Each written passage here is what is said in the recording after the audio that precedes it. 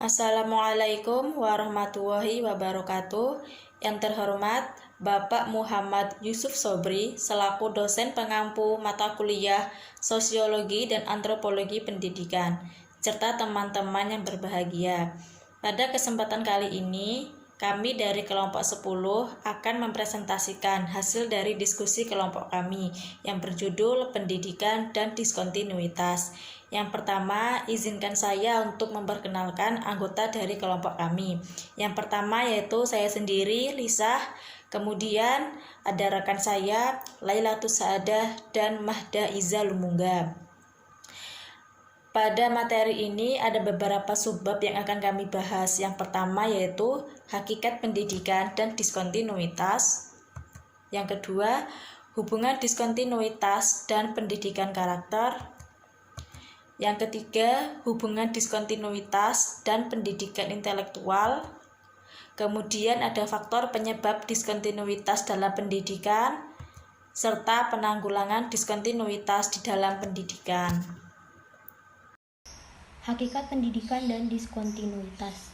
Hakikat dari pendidikan ialah merupakan upaya yang dilakukan oleh individu dalam mencapai tujuan mempelajari suatu hal baru dan mengembangkan potensi-potensi yang ada dalam diri individu tersebut. Seseorang akan mempelajari kebudayaan dari pengalaman yang ia alami dan kepercayaan yang ada pada dirinya sendiri. Karena sejatinya, pendidikan merupakan cerminan kehidupan dari kondisi suatu masyarakat, serta pendidikan tidak dapat dipisahkan dari bentuk-bentuk perubahan sosial budaya yang terjadi dan berkembang hingga saat ini.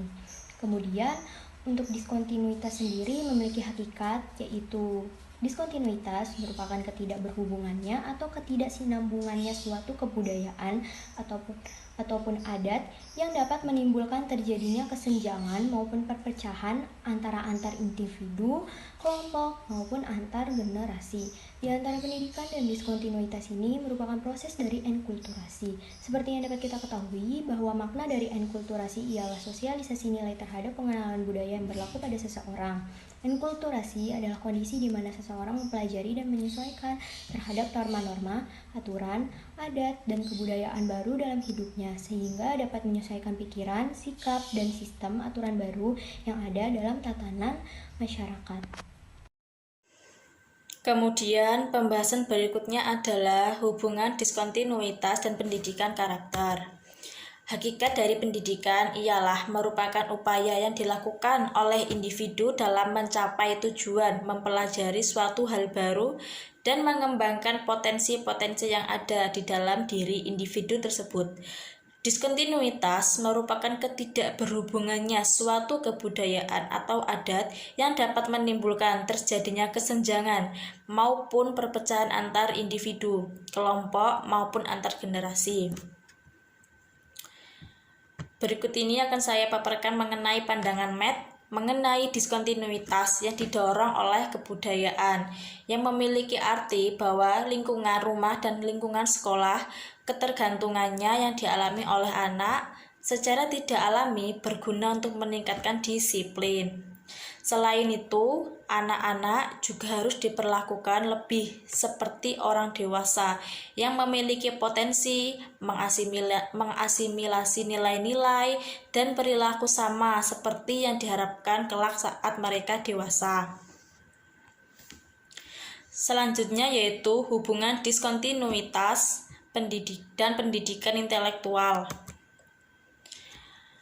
Cara yang terbaik untuk mengurangi diskontinuitas di dalam pertumbuhan pendidikan intelektual adalah dengan mengajarkan kepada peserta didik mengenai segala hal baru ataupun ilmu yang sesedikit mungkin dilupakannya nanti. Dengan cara yaitu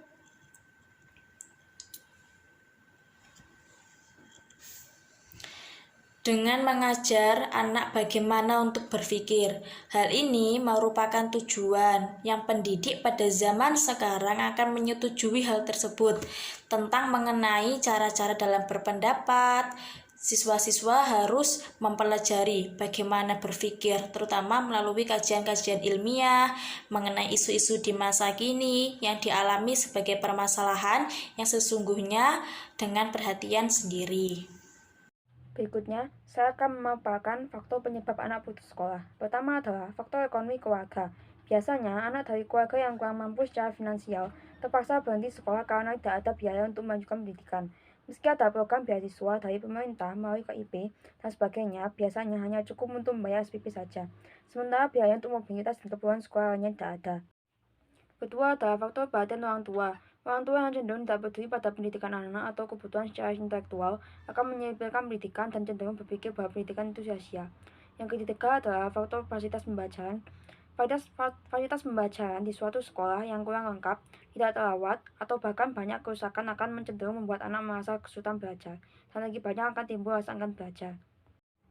Berikutnya adalah faktor minat anak untuk bersekolah. Jika sudah bicara tentang minat, maka itu tergantung pada kemauan individu masing-masing dalam belajar. Hal yang bisa kita lakukan untuk meningkatkan minat belajar seorang anak adalah dengan memberinya motivasi atau reward. Yang kelima adalah faktor budaya. Budaya masyarakat yang tak terlalu mementingkan pendidikan akan lebih suka jika anaknya harus langsung menikah atau bekerja saja. Yang keenam adalah faktor lokasi sekolah. Lokasi sekolah yang jauh, penuh rintangan untuk sampai di sekolah, misalnya jembatan putus, dan sesampainya di sekolah pelajaran sudah selesai, akan membuat anak menjadi malas bersekolah dan balik putus sekolah. Untuk mengatasi masalah-masalah tersebut, terdapat beberapa hal yang dapat kita lakukan agar anak-anak tersebut kembali bersekolah, yaitu pertama dengan memberi pendidikan gratis di seluruh sekolah di negeri agar nantinya beasiswa dapat dipergunakan untuk keperluan belajar dan tidak hanya habis di SPP saja. Yang kedua adalah orang tua harus menyadari bahwa pendidikan sangat penting dalam perkembangan anak dan mendukung mereka meraih cita-cita tanpa membebani dengan target. Yang ketiga adalah pemerintah harus menyamaratakan fasilitas pendidikan di setiap daerah, seperti pelengkapan isi perpustakaan, pembenahan atap, pembawa meja kursi, ruang komputer, dan jaringan internet yang cepat, serta peralatan laboratorium memadai agar siswa dapat belajar dengan nyaman tanpa takut tertinggal dari siswa lain yang fasilitas belajarnya lebih baik. Yang keempat adalah meningkatkan minat belajar siswa dengan memberinya motivasi belajar dan mensosialisasikan pentingnya pendidikan. Yang kelima adalah mengubah mindset atau pola pikir masyarakat daerah tentang budaya menikah usia dini dan patriarki. Yang keenam adalah pemerintah dapat mengatasi jarak sekolah yang jauh dengan mendirikan sekolah yang lebih dekat dengan tempat tinggal siswa atau apabila memungkinkan untuk sekolah yang jaraknya jauh memfasilitasi dengan kendaraan khusus sekolah dengan bus sekolah kuning seperti beberapa negara seperti di Amerika.